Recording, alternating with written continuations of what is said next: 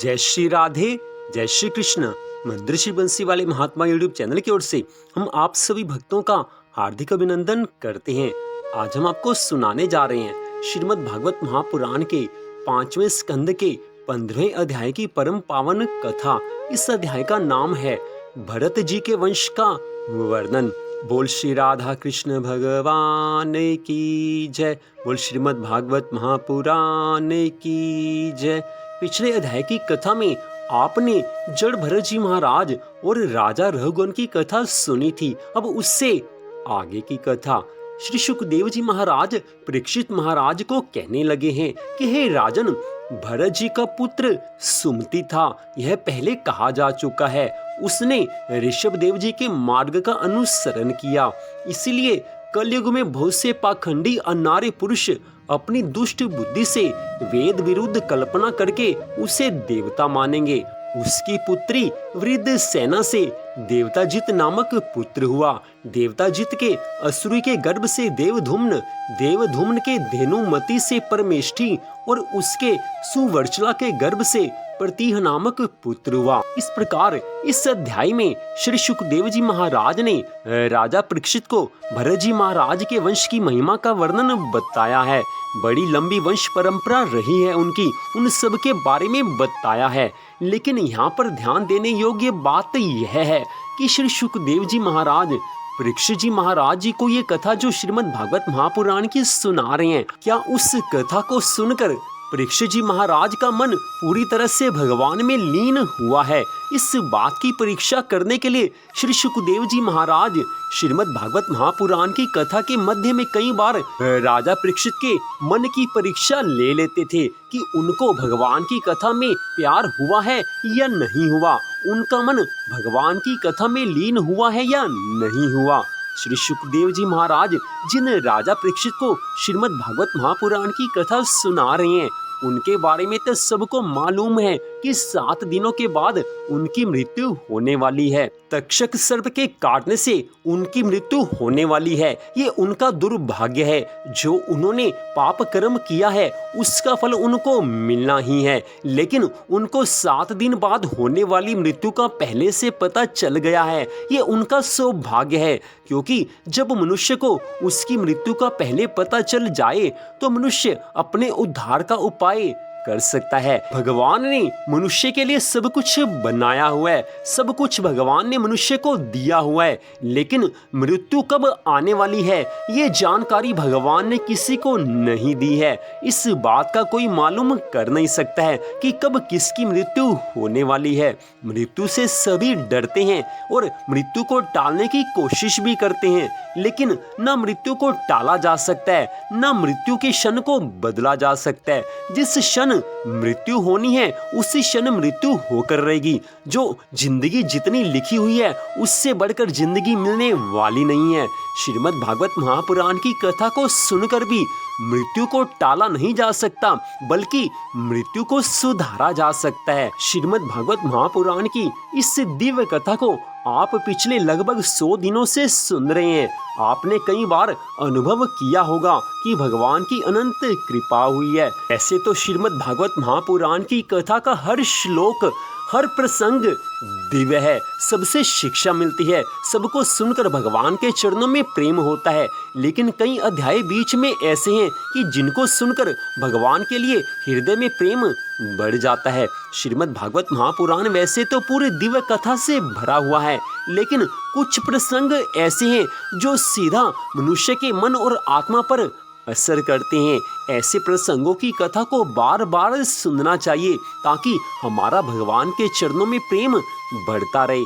जैसे ही भगवान के चरणों में हमारा प्रेम बढ़ेगा, उस क्षण हमें यह समझ में आ जाएगा कि जिस संसार में हम रहते हैं, जिस संसार से हम प्रेम करते हैं, वो संसार हमारा साथ निभाने वाला नहीं है। संसार से प्यार जितना मर्जी करके देख लो, परिवार से जितना मर्जी प्यार करके देख लो, सभी एक सीमा तक साथ निभा सकते हैं।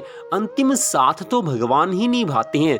संसार के लोग, संसार के साथी, संसार के रिश्ते नाते जो हमारे साथ रहते हैं, जो लोग हमारे साथ रहते हैं, वो हमारा दुख में साथ देते होंगे। जरूरी बात है कि जो हमारे अपने हैं, जिनको हम अपना समझते हैं, उनमें से कुछ लोग हमारे दुख में भी हमें साथ देते होंगे, सुख में भी हमें साथ देते होंगे। लेकिन कई बार जो हमारे अपने होते हैं, हमारे परिवार के सदस्य भी हो सकते हैं, कई बार वो हमारी तकलीफ को, हमारे दुख को दूर करना चाहें तो भी वो हमारे दुख को दूर नहीं कर सकते, क्योंकि मनुष्य मात्र की शक्ति सीमित है। मनुष्य मात्र सब कुछ नहीं कर सकता। सब कुछ कर सकते हैं तो केवल परमात्मा कर सकते हैं। कई बार इस जीवन में ऐसे क्षण आते हैं कि हमारे मन में कुछ उथल पुथल हो रही होती है, हमारे मन में अनेकों तरह की चिंताएं घर कर जाती हैं, लेकिन उन चिंताओं को हम अपने परिवार में भी नहीं बता सकते। कई बातें ऐसी होती हैं कि मनुष्य अपने परिवार के सदस्यों को भी वो बातें नहीं बता सकता, तो उन बातों को हम भगवान से ही कह सकते हैं। तो सीधी सी बात है कि भगवान हमारे सबसे समीप हैं, हमारे मन आत्मा में समाये हुए हैं। उन्हीं भगवान से ऐसा संबंध होना चाहिए कि जो बात हमारे हृदय में है, जो बात हमारे मन मंदिर में है, उसी बात को ठीक वैसा का वैसा भगवान जी से कह दिया जाए। भगवान तो हर भाषा को समझते हैं, हमारी हर बात का भगवान उत्तर भी देते हैं। हमारे मन में भगवान किसी तरह से प्रेरणा कर देते हैं कि तेरे लिए ये राह सही है, तेरे लिए ये राह गलत है। भगवान तो सब कुछ बता देते हैं, किसी न किसी तरीके से भगवान अपने भक्त का मार्गदर्शन करते ही हैं। और रही बात संसार की, संसार का हर संबंध जिसे हम अच्छा समझते हैं, जिसे हम सच्चा समझते हैं, वो संबंध कई बार हमें रुलाता है। संसार में कोई ऐसा हमारा रिश्ता नहीं है किसी के साथ कि जो हमें कभी ना रुलाए। आप अपने जीवन में पीछे के कुछ सालों में झांक कर देख लीजिए, कई बार हम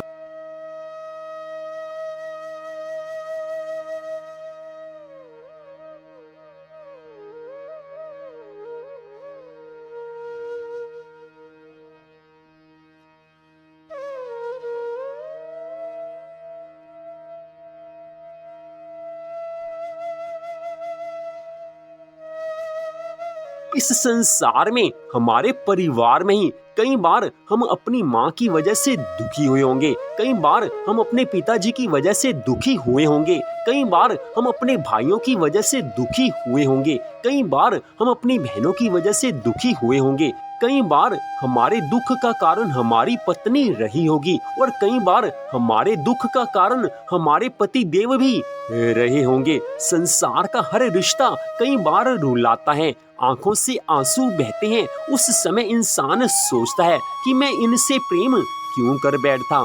आंखों से जब आंसू निकलते हैं तो उस समय इंसान सोचता है कि मैंने अपने परिवार के सदस्यों से मोह क्यों बढ़ाया, इनसे प्यार क्यों किया। उस समय मन में एक बात आती है कि भगवान के सिवाय कोई अपना नहीं है। संसार के जितने रिश्ते नाते हैं वो सब झूठे हैं।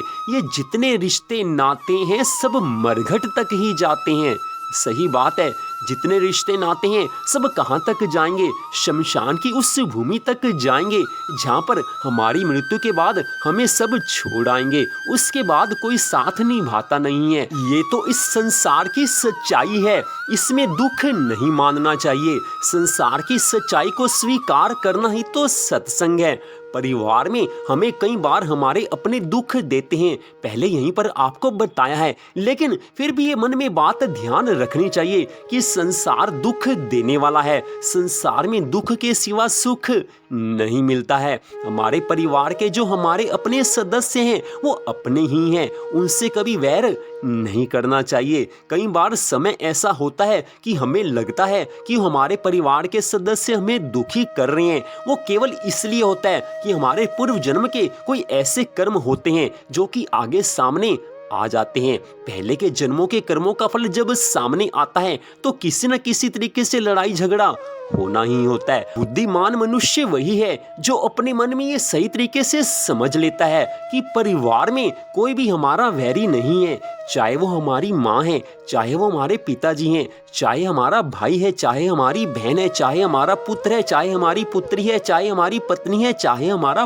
पति है, कोई भी हमारा वैरी नहीं है, सब अपने ही हैं। लेकिन कुछ समय की बात होती है, परिवार का सदस्य कोई बुरा नहीं होता, लेकिन कुछ समय ऐसा आ जाता है कि कोई ना कोई हमें बुरा लगने लग जाता है। हमें कोई बुरा लगता है तो सीधी सी बात है, हम भी तो किसी को बुरे लगते होंगे। कोई हमारे लिए बुरा है तो हम भी किसी के लिए बुरे अवश्य होंगे ही होंगे, क्योंकि संसार है, इस संसार में तो यही होना है, यही इस संसार की रीत चलती आई है और यही रीत चलती रहेगी। संसार के रिश्ते नाते तो ऐसे ही निभाए जाते हैं और ऐसे ही निभाए जाएंगे। किसी के साथ हमारा पल भर के लिए वैर भाव हो जाएगा तो एक दो दिन के बाद उन्हीं से प्रेम का संबंध स्थापित हो जाएगा। तो इसी को तो माया कहते हैं।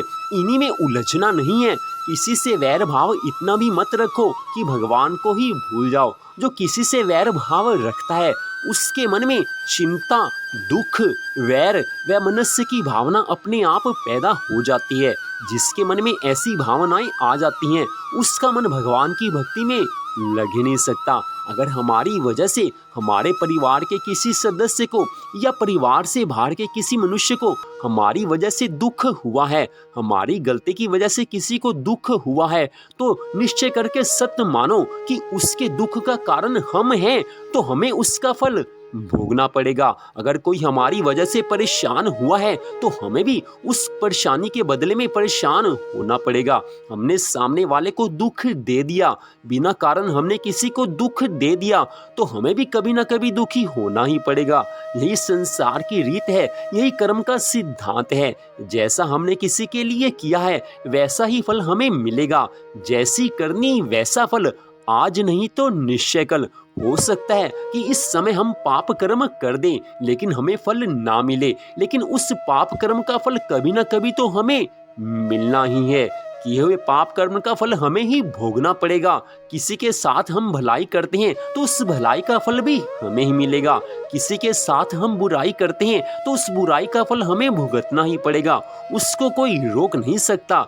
इसलिए हमारे धर्म ग्रंथों में कहा गया है कि संसार माया जाल से भरा हुआ है। इस माया जाल से बचने के लिए भगवान के चरणों की शरण में जाना चाहिए। जो भगवान जी को अपना लेते हैं, भगवान की सदा भक्ति करते हैं, भगवान के चरणों की शरण में जो भक्त रहते हैं, उनका संसार के संबंध भी बड़ी आसानी से निभ जाते हैं। जो भगवान का भक्त होगा वो तो किसी का दुख देख ही नहीं सकता। जिसके मन में भगवान की भक्ति है उसके मन में तो प्रेम भाव होता है। जो भगवान को चाहता है वो संसार के किसी प्राणी को दुख दे ही नहीं सकता। लेकिन किसी समय गुस्से में आकर हम किसी को कुछ दुर्वचन कह दें तो वो अलग बात है, लेकिन विशेष रूप से भक्त के हृदय में सबके लिए प्रेम भाव होता है और भक्त के मन में सबके लिए प्रेम भाव होना भी चाहिए। यही संसार की रीति है और यही भक्तों के लिए सिद्धांत है कि जो भगवान की भक्ति करता हो उसको संसार से वैर भाव नहीं रखना चाहिए। भगवान की भक्ति करने वाले के हृदय में तो इतना प्रेम होगा कि वो किसी के साथ वैर भाव रख ही नहीं सकता। तो यहीं पर श्रीमद् भागवत महापुराण के 5वें स्कंद के 15वें अध्याय की कथा का विश्राम होता है। मंदिर श्री बंसी वाले महात्मा यूट्यूब चैनल की ओर से इस कथा को आपने सुना, आप सबका हार्दिक धन्यवाद।